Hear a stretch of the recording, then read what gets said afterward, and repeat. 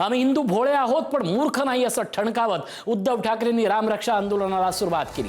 भाजप मुक्तच राम पाहिजे अशी सडकून टीका उद्धव ठाकरेंनी भाजपवर केली आहे। हिंदूंना लुटणारं सरकार सत्तेत बसलंय असंही ठाकरेंनी म्हटलंय। राम मंदिराला केलेलं दान गेलं कुठं असा सवाल आता उद्धव ठाकरेंनी उपस्थित केला आहे। तिथले साधू संत आता म्हणतायत की सगळे चोर लोक तिकडे बसलेले आहेत आणि एका साधू संतांपैकी एकाचं वाक्य असं है कि हम जब मंदिर में दर्शन के लिए जाते हैं तो हमारी लंगोटी भी चेक की जाती है।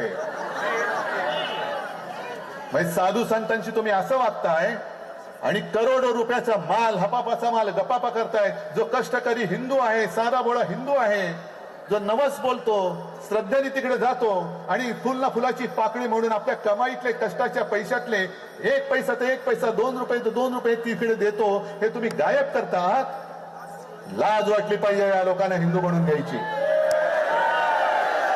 म्हणून मी आज तो परत नारा बुलंद करतोय की पावसात पेटलेली ठिणगी आहे आणि राम भक्त कसे आहेत अजून जर काही राज्य करताना कळले नसतील तर त्यांना मी आठवण करून देऊ इच्छितो की प्रभू श्रीरामा बरोबर जी वानर सेना होती त्या वानर सेनेने रावणाची सोन्याची लंका जाळून खाक केली होती। अरे तुम्ही आज आमचा पक्ष चोरला असेल, आमच्याकडचा प्रभू रामचंद्राचा धनुष्यबाण चोरला असेल, पण आज आमच्या हातामध्ये हनुमानाने ज्या मशालेने लंका जाळली होती ती मशाल आज आमच्या हातात आहे। तुमच्या अन्यायाची लंका आम्ही जाळून खाक केल्याशिवाय राहणार नाही।